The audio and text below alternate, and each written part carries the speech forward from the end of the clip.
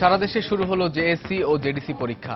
9টি বোর্ডে এবার পরীক্ষার্থী 24 লাখের বেশি। প্রশ্ন ফাঁসের কোনো আশঙ্কা নেই, আশ্বস্ত করলেন শিক্ষামন্ত্রী। জঙ্গিবাদ, সন্ত্রাসবাদ ও মাদকে না জড়িয়ে উন্নয়নে মেধা কাজে লাগাতে যুব সমাজের প্রতি আহ্বান প্রধানমন্ত্রীর। বললেন, স্বনির্ভর করতে দেয়া হচ্ছে প্রশিক্ষণ। ব্রাহ্মণবাড়িয়ার নাসিরনগরে ক্ষতিগ্রস্ত এলাকা পরিদর্শন করল আওয়ামী লীগের প্রতিনিধি দল। ভুক্তভোগীদের প্রয়োজনীয় সহায়তা দেওয়ার আশ্বাস।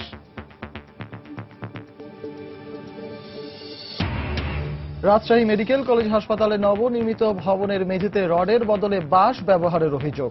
3 সদস্যের তদন্ত দলকে প্রতিবেদন দেওয়ার নির্দেশ।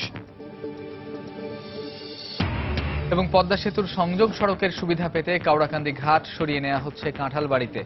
নৌরুটের দূরত্ব কমবে প্রায় 5 কিলোমিটার। আগামী বছরের শুরুতে উদ্বোধন।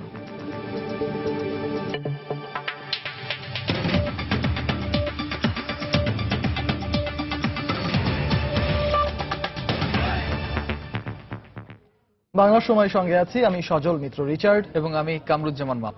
রাজধানী সহ সারা দেশে শুরু হয়েছে জুনিয়র স্কুল সার্টিফিকেট জেএসসি ও জুনিয়র দাখিল সার্টিফিকেট জেডিসি পরীক্ষা। প্রথম দিনের পরীক্ষা শেষে সন্তোষ প্রকাশ করেছে শিক্ষার্থীরা।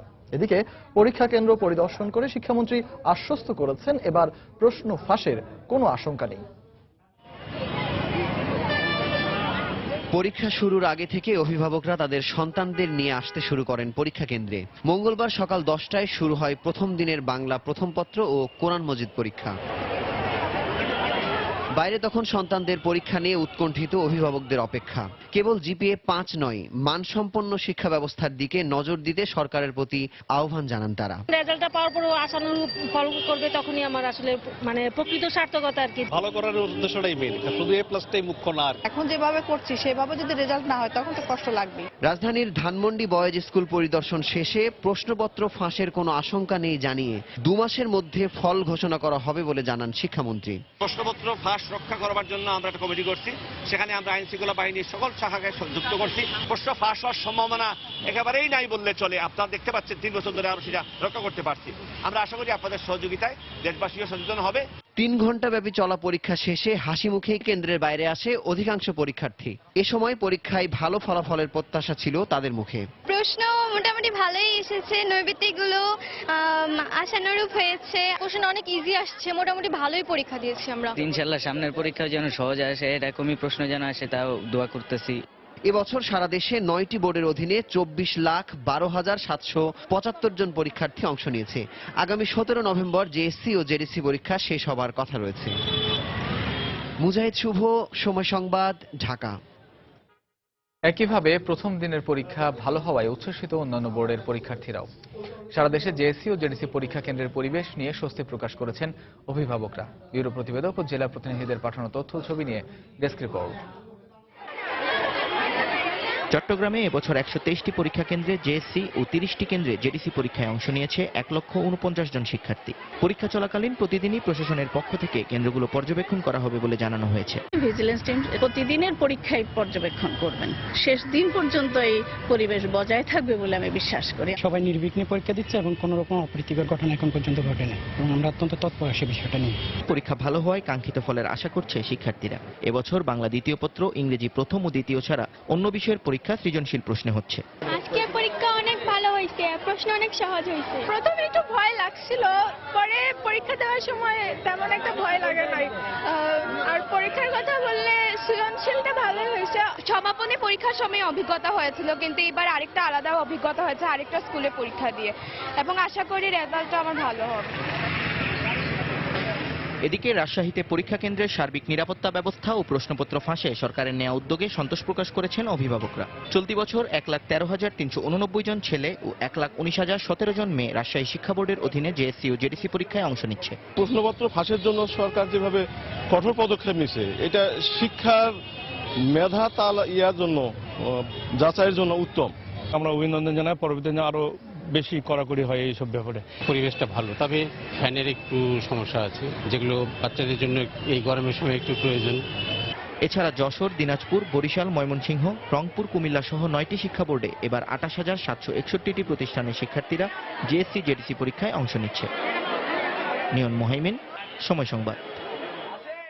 এদিকে বরিশালে জেএসসি পরীক্ষা চলার সময় ক্লাসরুমের বৈদ্যুতিক ফ্যান খুলে পড়ে 3 শিক্ষার্থী আহত হয়েছে। এদের মধ্যে একজনকে শেরেবাংলা মেডিকেল কলেজ হাসপাতালে ভর্তি করা হয়েছে। সকালে নগরীর কালীবাড়ি এলাকায় Jagadish Saraswati girls school and college কেন্দ্রে এই দুর্ঘটনা ঘটে। বিদ্যালয়ের প্রধান শিক্ষক জানান, দোতলার একটি রুমে পরীক্ষা দিচ্ছিল নগরীর দলিল উদ্দিন বালিকা মাধ্যমিক বিদ্যালয়ের শিক্ষার্থীরা। এ সময় ফ্যানটি হঠাৎ তাদের উপর খুলে পড়লে 3 জন গুরুতর আহত হয়। এ সময় উষা নামের এক শিক্ষার্থীর অবস্থা গুরুতর হওয়ায় তাকে বরিশাল শেরেবাংলা মেডিকেল কলেজ হাসপাতালে পাঠানো হয়।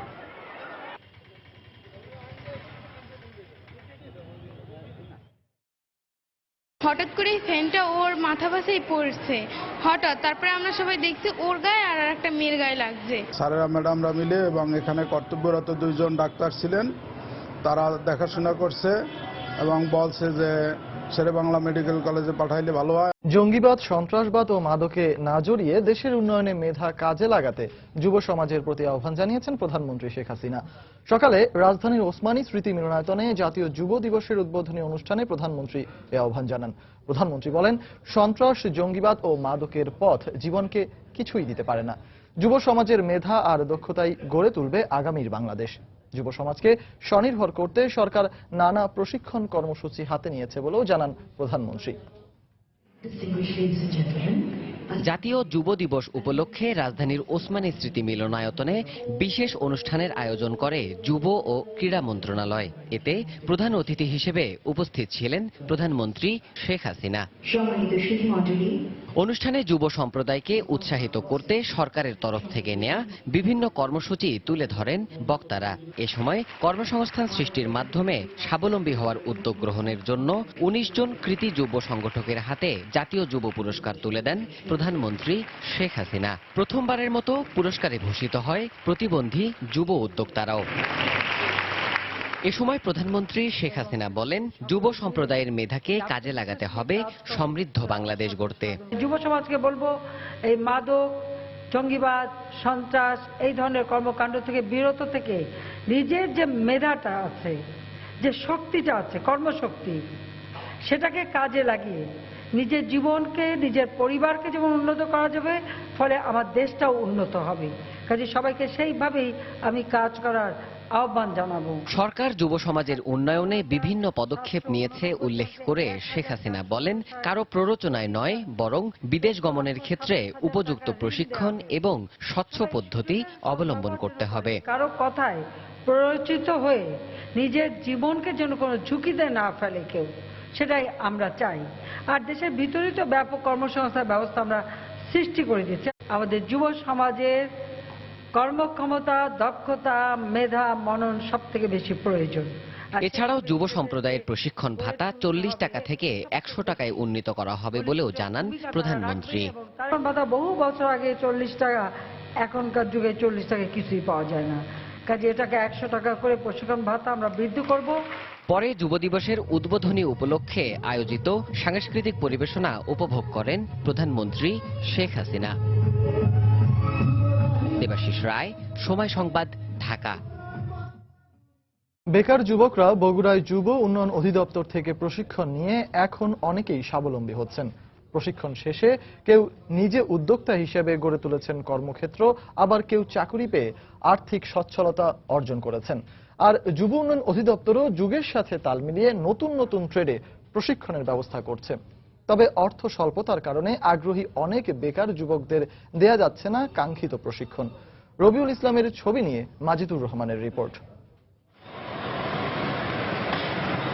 বগুড়া যুব উন্নয়ন অধিদপ্তর থেকে গত 1 বছরে বিভিন্ন ট্রেডে প্রায় 8000 প্রশিক্ষণার্থী প্রশিক্ষণ নিয়েছেন। এর মধ্যে 3000 প্রশিক্ষণপ্রাপ্ত কেউ উদ্যোক্তা হয়েছেন, আবার কেউ চাকরি পেয়েছেন। ক্যাটারিং, বিউটিফিকেশন, বাসের সুপারভাইজার, ফ্যাশন ডিজাইনের মতো বিশেষ প্রশিক্ষণ নিয়ে নিজ নিজ কর্মক্ষেত্রে কাজ করছেন। বেকার ছিলাম, এরপর বগুড়া যুব উন্নয়ন হোটেল ম্যানেজমেন্টের উপর ট্রেনিং, ক্যাটারিং সার্ভিসে ট্রেনিং নিয়েছি।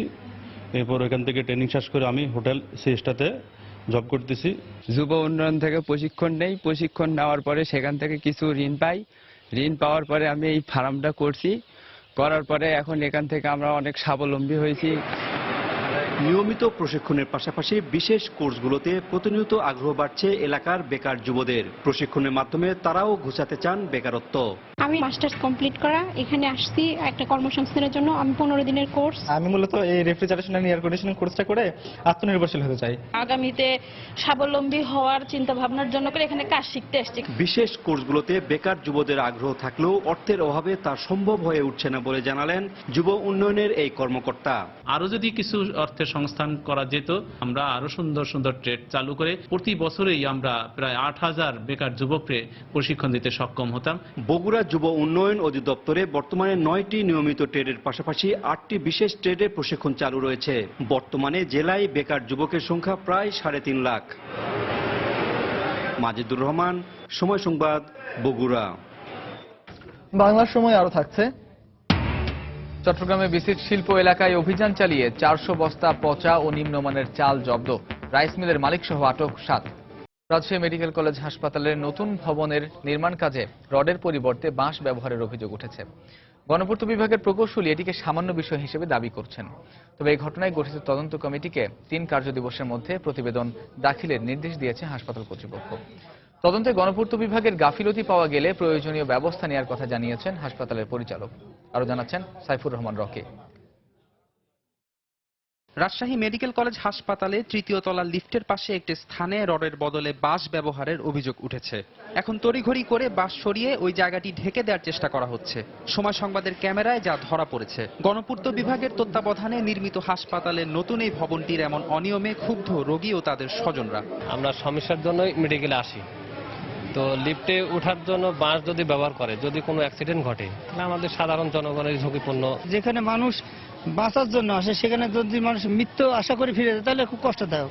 সঠিক তদন্তের মাধ্যমে এই জিনিসটা সমাধান করা উচিত বলে আমার মনে হয়। এটিকে সামান্য ঘটনা বলে দাবি করেছেন গণপূর্ত বিভাগের নির্বাহী প্রকৌশলী। ডাইরেক্টর স্যার সহ দেখছি, আমার এসসি এডিশনাল চিফ স্যার, আমাদের যারা সিনিয়র অফিসার তারাও দেখে গেছেন, এবং আমরা আপনাদের প্রেসের লোকজন নিয়ে ফিল্ডে দিয়েও কিন্তু দেখছি। হ্যাঁ, সবাই তখন ছিলেন।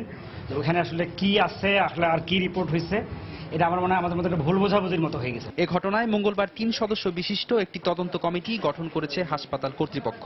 বাঁশ তো আসলে পচনশীল একটা জিনিস, এটা দেওয়াটা আমি নিজেও এটার ব্যাপারে আমার যথেষ্ট সন্দেহ আছে। তো এই ব্যাপারে আমরা একটা তদন্ত কমিটি আজকে গঠন করে দিচ্ছি। এটা আমাদের একজন প্রফেসর সাহেব থাকবেন সভাপতি এবং পিডব্লিউডির 2 জন ইঞ্জিনিয়ার থাকবেন। 2012 সালের 17 জুলাই তৎকালীন স্বাস্থ্য ও পরিবার কল্যাণ মন্ত্রী আফম রুহুল হক প্রায় 30 কোটি টাকা ব্যয়ে নির্মিত এই 4 তলা বিশিষ্ট ভবনের উদ্বোধন করেন। তখন হাসপাতালটি 550 থেকে বাড়িয়ে 1000 শয্যায় উন্নীত করা হয়। সময় সংবাদ। কক্সবাজারের রামুতে বৌদ্ধ বিহারে হামলার সঙ্গে ব্রাহ্মণবাড়িয়ার নাসিরনগরে হিন্দু ধর্মাবলম্বীদের মন্দির ও বাড়িঘরে হামলার ঘটনার শতভাগ মিল রয়েছে বলে মনে করেন অপরাধ বিশ্লেষকরা। তারা বলছেন, প্রশাসন রামুর ঘটনা থেকে শিক্ষা নিলে এবারের হামলা সহজেই ঠেকানো যেত। হামলাকারীরা ধর্মের নামে অধর্ম করেছে বলেও মন্তব্য করেন শোলাকিয়া ঈদ জামাতের ইমাম মৌলানা ফরিদ উদ্দিন মাসুদ। কক্সবাজারের রামুর বৌদ্ধবিহারে হামলা আর ব্রাহ্মণবাড়িয়ার নাসিরনগরে হিন্দু ধর্মাবলম্বীদের মন্দির ও বসতভিটায় হামলার মধ্যে সময়ের ব্যবধান 4 বছরেরও বেশি। কিন্তু দুটি ঘটনার শুরু থেকে শেষ পর্যন্ত অদ্ভুত মিল খুঁজে পাচ্ছেন বিশ্লেষকরা। রামুর মতো নাসিরনগরেও সংখ্যালঘু যুবকের ফেসবুক আইডি থেকে ইসলাম ধর্মকে অবমাননা করে পোস্ট দেওয়া হয়েছে। রামুর উত্তম এবং নাসিরনগরের রসরাজ দুজনই তাদের ফেসবুক আইডি হ্যাক করে অন্যরা এমন কাজ করেছে বলে দাবি করেছেন। রামুর মতো নাসিরনগরেও হামলার আগে মাইকিং করে জনসভা করা হলেও প্রশাসন ও আইন শৃঙ্খলা রক্ষা বাহিনী তা ঠেকাতে ব্যর্থ হয়েছে। দুক্ষেত্রেই স্থানীয় প্রশাসন ও পুলিশের বিরুদ্ধে উঠেছে নির্লিপ্ততার শক্ত অভিযোগ। মানবাধিকার সংগঠন আইন ও সালিশ কেন্দ্রের ভারপ্রাপ্ত নির্বাহী পরিচালকের কাছে প্রশ্ন ছিল, এত সব মিল কি নিছক কাকতালীয়? এখানে বলার সুযোগ নেই যে প্রাথমিকভাবে আমরা ঘটনাটা বুঝতে পারিনি, কারণ এখানে বোঝার মতো যথেষ্ট সময় তারা পেয়েছেন। দেখেন, শুধু অজ্ঞতা প্রসূত বলে কিন্তু আমাদের শেষ করে দেওয়াটা ঠিক হবে না। এখানে অবশ্যই আমাদের অনুসন্ধান চালাতে হবে যে এই শৈথিল্যতা প্রদর্শনের কারণ কি এবং দায়টা কার, সেটা চিহ্নিত করা, এবং সেটাকে যদি আমরা আইনের আলোকে আপনি বিচারের আওতায় নিয়ে আসতে পারেন, তাহলে ভবিষ্যতে এই ধরনের ঘটনা উস্কানিমূলক ঘটনা কমে যাবে। এদিকে শোলাকিয়া ঈদ জামাতের ইমাম মাওলানা ফরিদউদ্দিন মাসুদ বলেছেন, কেউ যদি ধর্মকে অবমাননা করে কিছু বলে বা প্রকাশ করেও থাকে, তারপরও আইন হাতে তুলে নেওয়া এবং ভিন্ন ধর্মের উপাসনালয়ে হামলা করা ইসলাম বিরোধী কাজ। এই ধরনের উস্কানিমূলক পোস্টের অবশ্যই আমরা নিন্দা জানাই, কিন্তু এই ঘটনাকে উপলক্ষ করে ওই এলাকায় যে তাণ্ডব হয়েছে, বাড়ি ঘর লুণ্ঠন হয়েছে, তছনছ করা হয়েছে, ভাঙচুর হয়েছে, এটা ইসলাম কোনো রকমই অনুমতি দেয় না। ইসলাম তো মুসলিম সমাজে বসবাসকারী অমুসলিমদের জান, মাল, ইজ্জত, আবরু, সম্মান, অর্থ সবকিছুরই নিরাপত্তার বিধান করা মুসলিম সমাজের প্রতিটি সদস্যের কর্তব্য বলে নির্ধারণ করেছে। নাসিরনগরের মতো দেশের বিভিন্ন জায়গায় ফেসবুকে পোস্ট দিয়ে সাধারণ মানুষকে উস্কে দেয়া হচ্ছে এমন তথ্য দিয়ে তারা দুজনই সরকারকে সতর্ক হওয়ার পরামর্শ দিয়েছেন। ওমর ফারুক, সময় সংবাদ, ঢাকা। এদিকে ব্রাহ্মণবাড়িয়ার নাসিরনগরে ক্ষতিগ্রস্তদের বাড়িঘর এবং ভেঙে ফেলা মন্দির পরিদর্শন করেছেন আওয়ামী লীগের 5 সদস্যের প্রতিনিধি দল। দুপুরে কেন্দ্রীয় আওয়ামী লীগের সাংগঠনিক সম্পাদক এনামুল হক শামীমের নেতৃত্বে 5 সদস্যের একটি প্রতিনিধি দল ঘটনাস্থল পরিদর্শন করেন। এ সময় তারা ক্ষতিগ্রস্ত পরিবারের সদস্যদের সঙ্গে কথা বলেন। পরিদর্শন শেষে এনামুল হক শামীম ক্ষতিগ্রস্তদের সব ধরনের সহায়তা দেওয়ার আশ্বাস দেন। এদিকে হামলার ঘটনার নিন্দা জানিয়ে স্থানীয় সংসদ সদস্য ও জেলা আওয়ামী লীগের সভাপতি র.আ.ম. উবাইদুল মুক্তাদির চৌধুরী বলেছেন, যারাই এ ঘটনার সঙ্গে জড়িত তাদের আইনের আওতায় এনে কঠোর শাস্তির ব্যবস্থা নেওয়া হবে।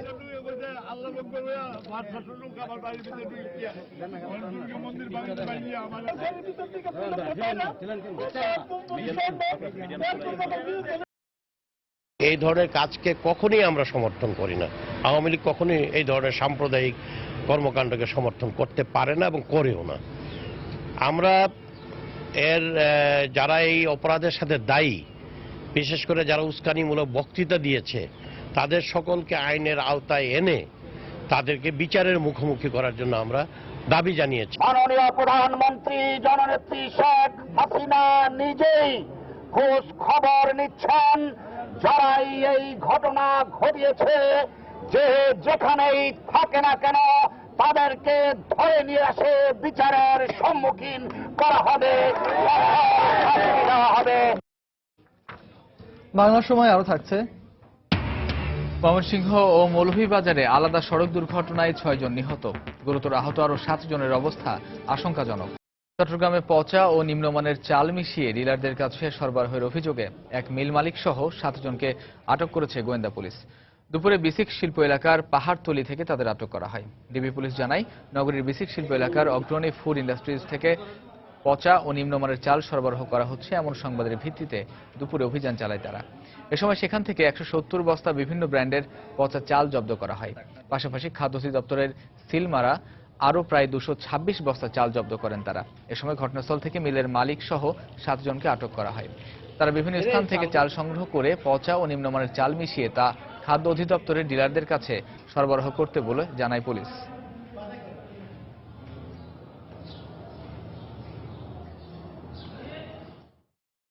অভিযানকালে আমরা মোট 170 বস্তা পচা এবং দুর্গন্ধযুক্ত খাবার অনুপযোগী চাল, তাছাড়া আমরা আরও 226 বস্তা চাল পাই যেখানে লেখা আছে যে খাদ্য অধিদপ্তরের জন্য সরবরাহকৃত। যে সমস্ত ডিলার বা সাপ্লায়ার আছে যারা খাদ্য অধিদপ্তরের চাল সাপ্লাই করে, তাদের কাছে এই নিম্নমানের চালগুলো প্যাকিং করে সরবরাহ করবে। খাদ্যবান্ধব কর্মসূচিতে ডিলারদের কাছ থেকে ঘুষ নেয়ার অভিযোগে নাটোর সদর উপজেলা খাদ্য গুদাম কর্মকর্তাকে প্রত্যাহার করা হয়েছে। দুপুরে জেলা খাদ্য নিয়ন্ত্রক মনিরুল ইসলাম এই তথ্য নিশ্চিত করেন। এদিকে উপজেলা খাদ্য নিয়ন্ত্রক ও খাদ্য গুদাম কর্মকর্তার বিরুদ্ধে ঘুষ নেয়ার অভিযোগ তদন্তে কাজ শুরু করেছে 2 সদস্যের কমিটি। দুপুরে পাবনা জেলা খাদ্য নিয়ন্ত্রককে নেতৃত্বে কমিটি ঘটনাস্থল পরিদর্শন করে। বুধবার নাটোর জেলা খাদ্য নিয়ন্ত্রকের কাছে তদন্ত কমিটির প্রতিবেদন জমা দেওয়ার কথা রয়েছে। খাদ্য গুদাম থেকে চাল সংগ্রহে উপজেলা খাদ্য নিয়ন্ত্রক নুরুজ্জামানকে টন প্রতি 200 টাকা ঘুষ দিতে হতো বলে অভিযোগ করেন 21 জন ডিলার। এর প্রেক্ষিতে 2 সদস্যের তদন্ত কমিটি গঠন করে জেলা খাদ্য বিভাগ। ময়মনসিংহ ও মৌলভীবাজারে আলাদা সড়ক দুর্ঘটনায় 6 জন নিহত হয়েছেন। এতে গুরুতর আহত হয়েছেন আরো 7 জন। সকালে ময়মনসিংহের ভালুকায় একটি পিকআপ ভ্যান নিয়ন্ত্রণ হারিয়ে রাস্তার পাশে 6 জনকে চাপা দেয়। এতে ঘটনাস্থলেই 2 জন নিহত হন। আহত অবস্থায় 4 জনকে ভালুকা স্বাস্থ্য কমপ্লেক্সে নেওয়া হলে আরও একজনের মৃত্যু হয়। পরে আহতদের অবস্থার অবনতি হলে তাদেরকে ময়মনসিংহ মেডিকেল কলেজ হাসপাতালে পাঠানো হয়।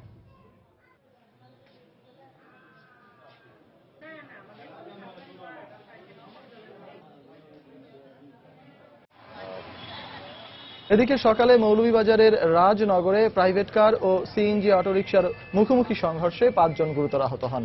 তাদের উদ্ধার করে হাসপাতালে নেয়ার পথে 2 সহোদর আলম ও আজাদ সহ 3 জনের মৃত্যু হয়।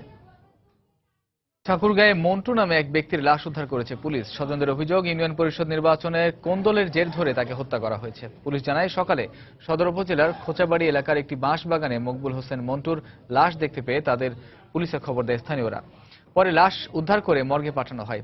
স্বজনদের দাবি, গতকাল সদর উপজেলার নারগুন ইউনিয়ন পরিষদ নির্বাচনে জয়লাভ করেন বিএনপি সমর্থিত চেয়ারম্যান প্রার্থী পয়গাম আলী, আর তার সমর্থক ছিলেন মন্টু। নির্বাচনের ফলাফল ঘোষণার পরে প্রতিপক্ষের লোকজন তাকে বাড়ি থেকে ডেকে নিয়ে হত্যা করে বলে অভিযোগ করেন তারা। তবে ঘটনাটি হত্যা নাকি আত্মহত্যা তা খতিয়ে দেখছে পুলিশ।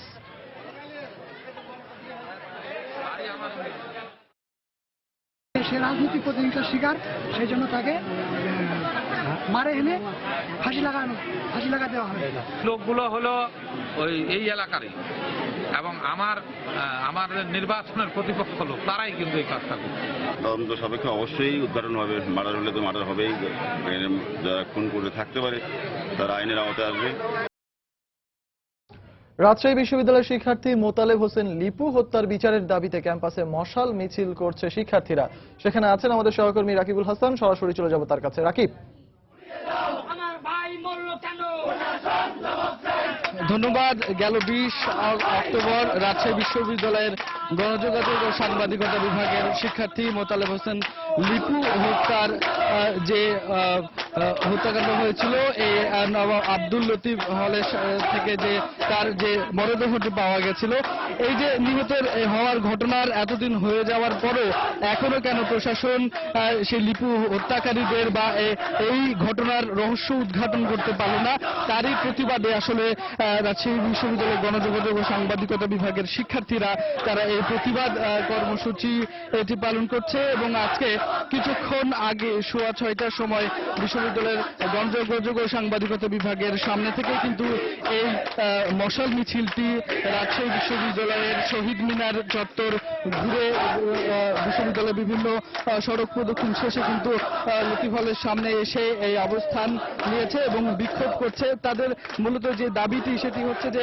লিপু হত্যার যে একজন আটক রয়েছে, গ্রেফতার রয়েছে, সেই গ্রেফতারকারীকে ইতিমধ্যে কিন্তু রিমান্ডেও নেওয়া হয়েছে, কিন্তু তারপরেও কিন্তু এই ঘটনার রহস্য এখনো উদ্ঘাটন হচ্ছে না এবং এইটি কি কারণে এই হত্যার শিকার হয়েছে লিপু, সেই বিষয়টি সামনে নিয়ে আসা হচ্ছে না, সেটির প্রতিবাদ মূলত তারা জানাচ্ছে। এবং তারা বিশ্ববিদ্যালয় প্রশাসনের কাছ থেকে দাবি জানাচ্ছে যে এটির দ্রুত একটি সিদ্ধান্তে আসা হোক এবং হচ্ছে লিপু হত্যাকাণ্ডের সঙ্গে যারা জড়িত রয়েছে বা লিপু যে কারণে আসলে মারা গেছে সেই কারণটি তাদেরকে নিশ্চিত করা হোক। এবং সেই সাথে সাথে জানিয়ে রাখি যে তারা কিন্তু বিশ্ববিদ্যালয়ের গণযোগাযোগ ও সাংবাদিকতা বিভাগের শিক্ষার্থী সহ কিন্তু বিশ্ববিদ্যালয়ের এবং নবাব আব্দুল লতিফ হলের অন্যান্য শিক্ষার্থীরাও কিন্তু আমরা দেখেছি বিশ্ববিদ্যালয়ে গেল 2-3 দিন থেকে বিভিন্ন সময় বিশ্ববিদ্যালয়ের টুকিটাকি চত্বরে তারা প্রতিবাদী সঙ্গীত পরিবেশন এবং সেই সাথে সাথে কিন্তু পথনাটকও করেছে। তো এই ছিল আমার কাছে রাজশাহী বিশ্ববিদ্যালয়ের লিপু হত্যার বিচারের দাবির ঘটনার সর্বশেষ। রাজশাহী বিশ্ববিদ্যালয়ের শিক্ষার্থী মোতালেব হোসেন লিপুর হত্যার বিচারের দাবিতে ক্যাম্পাসে মশাল মিছিল করছেন তার সহপাঠীরা এবং সে খবরাখবর জানাচ্ছিলেন আমাদের সহকর্মী রাকিব। পদ্মা সেতু প্রকল্প নিয়ে প্রতি মাসের 1 তারিখে আমরা বিশেষ রিপোর্ট প্রচার করে থাকি। এর ধারাবাহিকতায় আজ থাকছে সংযোগ সড়ক নিয়ে একটি রিপোর্ট। পদ্মা সেতুর নির্মাণ কাজ শেষ হওয়ার আগেই তার সুফল পেতে যাচ্ছে দেশের দক্ষিণ পশ্চিমাঞ্চলের মানুষ। সংযোগ সড়কগুলো ব্যবহারের সুবিধা পেতে মাদারীপুরের কাওড়াকান্দি ঘাটটিকে সরিয়ে নিয়ে আসা হচ্ছে কাঁঠালবাড়িতে। ফলে এই পথে চলাচলকারী ফেরিগুলোর দূরত্ব কমে আসবে প্রায় 5 কিলোমিটার। প্রকল্প সংশ্লিষ্টরা বলছেন, আগামী বছরের শুরুতে কাঁঠালবাড়ি ঘাটটি খুলে দেওয়া সম্ভব হবে। মাদারীপুর ঘুরে রিপোর্ট এহসান জুয়েলের, ছবি তুলেছেন সাইফুল ইসলাম। মুন্সিগঞ্জের শিমুলিয়া থেকে মাদারীপুরের কাওড়াকান্দি ঘাট, দেশের দক্ষিণ পশ্চিমাঞ্চলের 19টি জেলার কোটি মানুষের সঙ্গে রাজধানীর যোগাযোগের পথ এটি। পদ্মার উত্তাল ঢেউর সঙ্গে পাল্লা দিয়ে তাই চলছে ছোট বড় ফেরি, লঞ্চ আর স্পিডবোটে মানুষ ও পণ্যবাহী যানবাহনের আসা যাওয়া। পদ্মা সেতু হচ্ছে তাই স্বপ্নবোনা মানুষেরা অপেক্ষায় আছেন। সেতুর কাজ 2018 সালের ডিসেম্বরে শেষ হওয়ার কথা, তবে দুই পারের সংযোগ সড়কগুলোর কাজ এখন প্রায় শেষ। আর তাই এর সুফল দিতে আগামী বছরের শুরুতেই সংযোগ সড়ক খুলে দেওয়ার পরিকল্পনা রয়েছে সরকারের। এখন শিমুলিয়া থেকে ফেরি পথে যেতে হয় 14 কিলোমিটার দূরের কাওড়াকান্দি। তবে এই দূরত্ব 5 কিলোমিটার কমিয়ে বর্তমানে কাওড়াকান্দি ঘাটটিকে সরিয়ে আনা হচ্ছে কাঁঠালবাড়িতে। এর ফলে ফেরিতে শুধু 1 ঘন্টা সময় কম লাগবে না, জ্বালানি সাশ্রয় থেকে শুরু করে নানা সুযোগ পাবেন এলাকাবাসী। পুরা দক্ষিণবঙ্গে পুরা লাভ হবে। শিবচর, মাদারীপুর, শরীয়তপুর, এই ঘাটটা এখানে আসা ফলে তাদের 1 ঘন্টা মনে করেন সময় বেঁচে যাবে। আমাদের রাস্তাঘাট হবে ভালো হবে, আমাদের যাতায়াতের সুবিধা হবে ভালো। জাজিরা প্রান্তে পদ্মা সেতুর মূল সংযোগ সড়কের সঙ্গে কাঁঠালবাড়ি ঘাটটিকে যোগ করতে নতুন করে 6 কিলোমিটার সার্ভিস সড়ক তৈরির কাজ চলছে পুরোদমে। ফলে এই ঘাটে ফেরি থেকে নেমে সরাসরি যানবাহনগুলো চলে যেতে পারবে দেশের দক্ষিণ পশ্চিমাঞ্চলে। পূর্ব দিক থেকে আগত যে খুলনা, ফরিদপুরে যত ঢাকাগামী যে সমস্ত বাস আসে তাদের কিন্তু সময় আমরা 1 ঘন্টা কমিয়ে দিলাম। আমরা জানুয়ারিতে আমরা তো উদ্বোধন করতে চাই। দুটা বেনিফিট আমরা পাবো। কাঁঠালবাড়ি আনলে আমার ফেরির ডিস্টেন্সটা কমে যাবে, তাহলে আমার ফেরির নাম্বার অফ ট্রিপ বেশি হবে। 2 বছর আগে মেইন ব্রিজের কাজ শেষ হয়ে গেল, তাহলে এই অংশটার ব্যবহার যদি জনগণ করতে পারে তাহলে এটা একটা benefit to the people of Bangladesh, as well as এটা একটা এক্সপোজার যে আমরা পদ্মা সেতুর কিয়দংশের ব্যবহার শুরু করতে পেরেছি। বিআইডব্লিউটিআই এর সহযোগিতায় এখন চলছে ঘাট সংস্কার, মাটি ভরাট, পন্টুন তৈরির কাজ। পুরো কাজ শেষ হলে ঘাটটি খুলে দেওয়া হবে যানবাহন চলাচলের জন্য। পদ্মা সেতু চালুর 1 বছর পরও রক্ষণাবেক্ষণ সহ নানা কারণে অব্যাহত রাখতে হবে ফেরি যোগাযোগ। আর সেতু চালুর 2 বছর আগে যদি অ্যাপ্রোচ রোডগুলো খুলে দেওয়া সম্ভব হয় তবে তা এখনই সুফল দিতে শুরু করবে দেশের দক্ষিণ পশ্চিমাঞ্চলের মানুষদের, আর যা এই অঞ্চলের অর্থনৈতিক ও যোগাযোগ ব্যবস্থায় সূচনা করবে নতুন দিগন্তের। এহসান জুয়েল, সময় সংবাদ, কাঁঠালবাড়ি, শিবচর, মাদারীপুর। হবিগঞ্জের নবীগঞ্জে মাটি কাটার সময় পাহাড় ধসে 2 শ্রমিক নিহত হয়েছেন। এ ঘটনায় আহত হয়েছেন আরো একজন। সকাল 8টার দিকে উপজেলার শঙ্করসেনা পাহাড়ি এলাকায় এই ঘটনা ঘটে। পুলিশ ও এলাকাবাসী জানান, সকালে একদল শ্রমিক পাহাড়ে মাটি কাটতে যান। এ সময় পাহাড় ধসে মাটির নিচে চাপা পড়ে ঘটনাস্থলেই শামসুল হক ও মাসুক মিয়া নামে 2 শ্রমিকের মৃত্যু হয়। এ ঘটনায় ময়না মিয়া নামে আরো 1 শ্রমিক আহত হন। পরে আহত শ্রমিককে উদ্ধার করে হবিগঞ্জ সদর হাসপাতালে পাঠানো হয়। নিহতদের লাশ উদ্ধার করে হবিগঞ্জ সদর হাসপাতালের মর্গে পাঠায় পুলিশ। সাবেক অর্থমন্ত্রী শাহ এএমএস কিবরিয়া হত্যাকাণ্ডের ঘটনায় দায়ের করা বিস্ফোরক মামলায় হবিগঞ্জের বরখাস্তকৃত মেয়র জি.কে. গাউসের জামিন নামঞ্জুর করেছেন আদালত। দুপুরে হবিগঞ্জ জেলা ও দায়রা জজ আদালতের বিচারক মোহাম্মদ আতাবুল্লাহ এ নির্দেশ দেন। এর আগে আদালতে জি.কে. গাউসের পক্ষে জামিনের আবেদন করেন তার আইনজীবী অ্যাডভোকেট সালেহ উদ্দিন আহমেদ। পরে শুনানি শেষে জামিন নামঞ্জুরের আদেশ দেন আদালত। 2005 সালের 27 জানুয়ারি জেলার সদর উপজেলার বৈদ্যের বাজারে গ্রেনেড হামলায় নিহত হন সাবেক অর্থমন্ত্রী কিবরিয়া সহ 5 জন। এ ঘটনায় হত্যা ও বিস্ফোরক আইনে 2টি মামলা দায়ের করা হয়। সকাল থেকে শুরু হয়েছে শরীয়তপুরে ভেঙে যাওয়া ভেইলি ব্রিজটির সংস্কার কাজ। তবে কবে নাগাদ বৃষ্টি দিয়ে যান চলাচল স্বাভাবিক হবে এ ব্যাপারে নিশ্চিত করে কিছু জানাতে পারেনি সড়ক ও জনপথ বিভাগ। ভেদরগঞ্জ উপজেলার বালারবাজার এলাকার এই ভেইলি ব্রিজটি ভেঙে পড়ায় গত 4 দিন ধরে চট্টগ্রামের সঙ্গে দক্ষিণাঞ্চলের 21 জেলার সড়ক যোগাযোগ ব্যাহত হচ্ছে। ব্রিজের দুপাশে আটকা পড়েছে কয়েকশো পণ্যবাহী ট্রাক। এতে চরম দুর্ভোগে পড়েছেন ওই রুটে চলাচলকারী যাত্রীরা। গত শুক্রবার রাতে প্রায় 3 টন ওজনের একটি ট্রাক রড বোঝাই হয়ে পার হবার সময় ভেঙে পড়ে ভেইলি ব্রিজটি। বাংলার সময়ের শীর্ষ সংবাদগুলো জানিয়ে দিচ্ছি আরেকবার। সারা দেশে শুরু হলো জেএসসি ও জেডিসি পরীক্ষা। 9টি বোর্ডে এবার পরীক্ষার্থী 24 লাখের বেশি, প্রশ্ন ফাঁসের কোনো আশঙ্কা নেই, আশ্বস্ত করলেন শিক্ষামন্ত্রী। জঙ্গিবাদ, সন্ত্রাসবাদ ও মাদককে না জড়িয়ে উন্নয়নের মেধা কাজে লাগাতে যুব সমাজের প্রতি আহ্বান প্রধানমন্ত্রীর। বললেন, স্বনির্ভর করতে দেয়া হচ্ছে প্রশিক্ষণ। ব্রাহ্মণবাড়িয়ার নাসিরনগরে ক্ষতিগ্রস্ত এলাকা পরিদর্শন করল আওয়ামী লীগের প্রতিনিধি দল। ভুক্তভোগীদের প্রয়োজনীয় সহায়তা দেওয়ার আশ্বাস।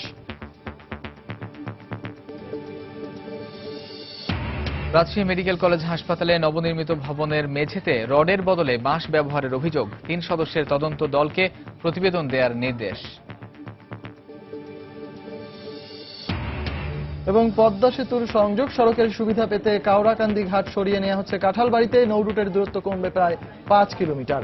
আগামী বছরের শুরুতে উদ্বোধন। এই ছিল বাংলার সময়। যে কোনো খবর পেতে ভিজিট করুন সময়নিউজ.tv। এছাড়া এই মাত্র পাওয়া খবর আপনার মোবাইলে পেতে SMS করুন *BN লিখে পাঠিয়ে দিন 16242 নম্বরে। সঙ্গে থাকুন সময়ের।